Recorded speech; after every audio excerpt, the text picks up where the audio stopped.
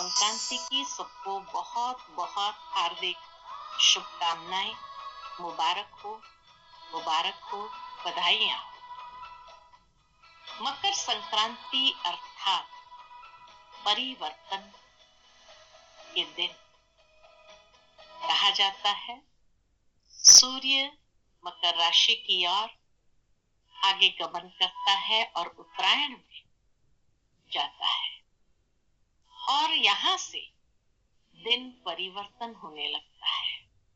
शीतकाल जो चल रहा था वो शीतकाल में धीरे धीरे जैसे जैसे सूर्य उत्तरायण की ओर आगे बढ़ता है तो भारत देश में जो ठंडी हवाएं हैं वो समाप्त होने लगती है और बहुत सुंदर गर्माहट धीरे धीरे करके आने लगती है। और इसी याद में खुशियों भरा ये त्योहार मनाया जाता है। उत्तर भारत में कई स्टेट्स में इसको उत्तरायण भी कहते हैं, अर्थात कि जब लोग पतंग उड़ाते हैं और पतंग उड़ाते हैं, खूब ऊंची पतंग उड़े, सभी अपने अपने घरों की छत पर जाकर के बहुत खुशी के साथ ये पतंग उड़ाते हैं, सब मिलकर के भोजन खाते हैं और ये प्रतीक है हमारी आध्यात्मिक उन्नति का।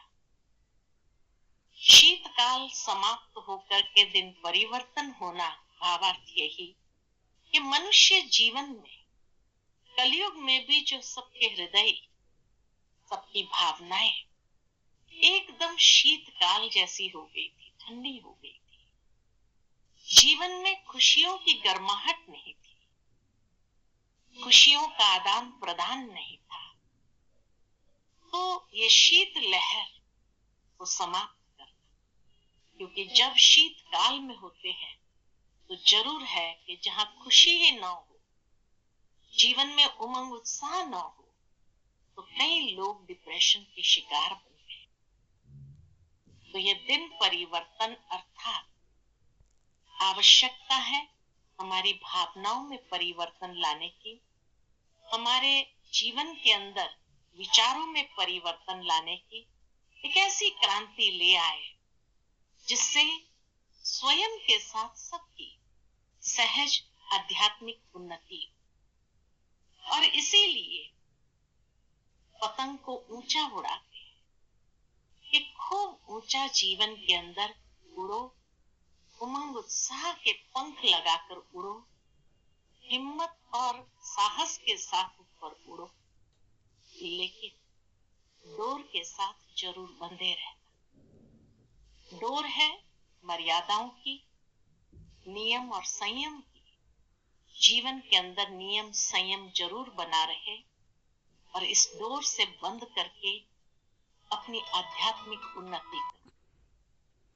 कहा जाता है कि कभी कभी सारे लोग जब पतंग उड़ाते हैं तो किसी किसी की पतंग आपस में उलझती भी है, और उलझती है तो उस समय उड़ाने का तरीका यही होता है कि सहज सुलझ जाए उसके लिए ढील छोड़ देते।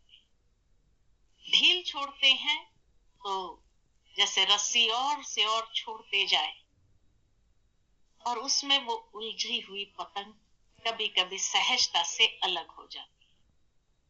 ढील छोड़ना आवश्यक है।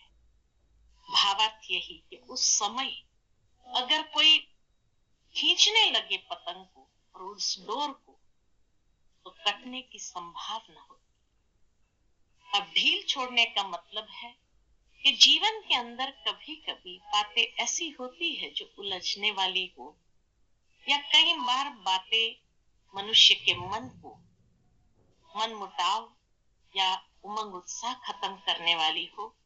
ऐसे समय पर ढील छोड़ना माना लेट गो करना। जितना लेट गो करते जाएंगे उतना हमारी आध्यात्मिक उन्नति तो होती रहेगी, लेकिन वो उलझन भी समाप्त हो जाएगी।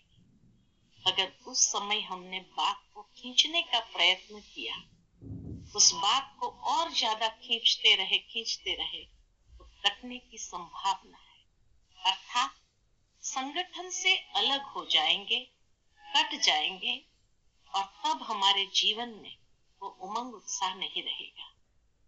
इसीलिए इस दिन पर विशेष लोग तिल गुड़ के लड्डू बना करके एक दूसरे को बांटते हैं और यही कहते हैं कि तिल गुड़ खाओ और मीठी मीठी बातें बोलो। महाराष्ट्र में विशेष कि तिल गुड़ देते हुए मीठी मीठी बातें करते रहे आपस में भी, और कभी कोई बात, भावार्थ यही कि जीवन के अंदर तिल बड़ा सूक्ष्म है, आत्माओं का प्रतीक है, और तिल के लड्डू जब बनाते हैं तो गुड़ आवश्यक है, अर्थात मीठा जरूरी है। मीठा होगा तो जैसे लड्डू बना सकेंगे, और तब एक दूसरे को लड्डू बांटते हुए वो मधुरता या एकता हमारी बनी रहेगी।